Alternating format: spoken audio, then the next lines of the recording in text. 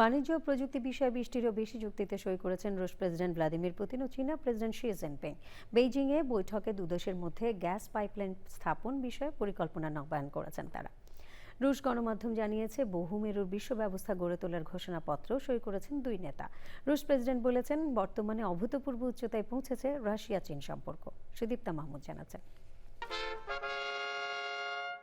চীন সফরের দ্বিতীয় দিন বুধবার সকালে বেইজিংয়ে গ্রেট হল অব দ্য পিপলে রুশ প্রেসিডেন্ট ভ্লাদিমির পুতিনকে রাজকীয় সংবর্ধনা দেন চীনা প্রেসিডেন্ট শি জিনপিং। সে সময় বাজানো হয় চীন ও রাশিয়ার জাতীয় সঙ্গীত।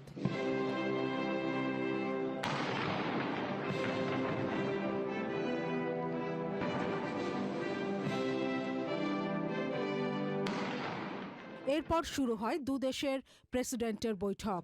আলোচনায় অগ্রাধিকার পায় জ্বালানি, বাণিজ্য, নিরাপত্তা, অবকাঠামো ও কৌশলগত সহযোগিতা জোরদারের বিষয়। বৈশ্বিক রাজনীতি ও অর্থনৈতিক পরিস্থিতি নিয়ে আলোচনা করে পারস্পরিক সহযোগিতা আরও বাড়ানোর প্রতিশ্রুতি দেন দুই নেতা।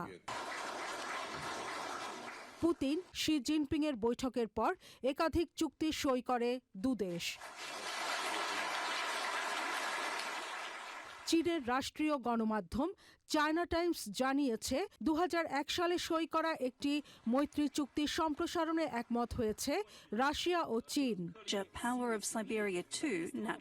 2022 সালে রাশিয়া ইউক্রেন যুদ্ধ শুরুর পর রাশিয়ার শীর্ষ বাণিজ্যিক অংশীদার হয়ে ওঠে চীন। মস্কোর ওপর পশ্চিমা নিষেধাজ্ঞার পরও রাশিয়ার তেলের সবচেয়ে বড় ক্রেতা ও গুরুত্বপূর্ণ মিত্র বেইজিং। রাশিয়া থেকে কম দামে জ্বালানি পেতে আগ্রহী চীন, আর ড্রোন উৎপাদন সহ বিভিন্ন ক্ষেত্রে চীনের প্রযুক্তির ওপর নির্ভরশীল Russia. Sudipta Mahmud, channel I.